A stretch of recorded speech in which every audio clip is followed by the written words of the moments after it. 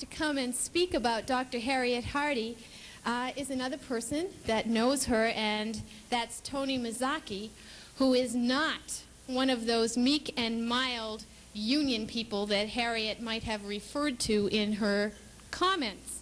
So I'd like to ask Tony to come up and say a few words about Dr. Hardy.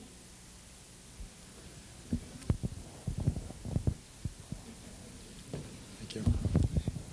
Well, it's really an honor to talk about Dr. Hardy because she's probably the single person who introduced me to this whole question of occupational health and safety through another friend of mine who I mentioned last year at the APHA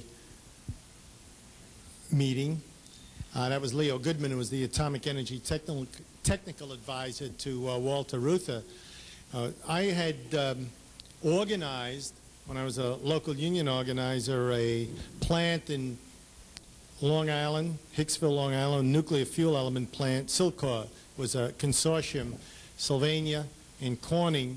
And this particular plant was making fuel elements, about 85% for the military, for the tritium extraction reactor at Savannah River, and 15% of the work they were doing, I went for the Fermi fast breeder that was being built at Laguna Beach in Michigan.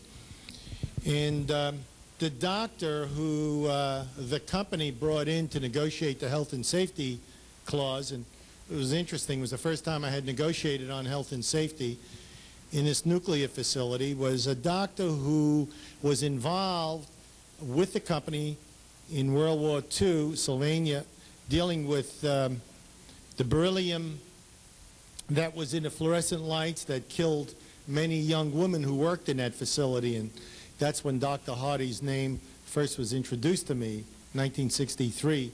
And we had asked Dr. Hardy around that period to help us with some of the beryllium problems we had in the aircraft industry on Long Island. As a result of being introduced to this woman, I learned something about occupational health. I was given a background. I heard Dr. Hamilton's name for the first time. I understood something of the history of this issue I knew very little about. I was introduced into occupational health and safety through the beryllium issue. And in 1972, I met with Dr. Hardy through Dave Wegman, who was up here at the time, over a beryllium episode at a company called Kawicki Beryl in Pennsylvania. And Dr. Hardy actually helped design that facility, the health and safety aspect of it. And we organized it at that time, and there were severe beryllium problems that Dr. Hardy, her first reaction was they could not exist because the design was so perfect.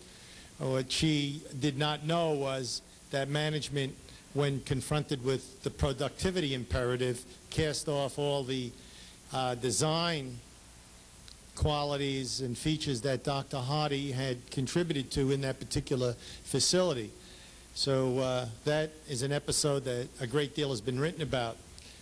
And I'm proud to say now that as a result of Dr. Hardy's efforts in introducing me into occupational health and safety and introducing me into the knowledge about Dr. Alice Hamilton, one of my first effective contributions as a result of being elected recently was to have OCAW create the Alice Hamilton Memorial Library. We actually have the Alice Hamilton Memorial Library, which we hope a lot of you who write and develop papers, and there's no place else who will accept them, this library will. And we actually, our board 2 weeks ago had the first meeting in the Alice Hamilton Memorial Library.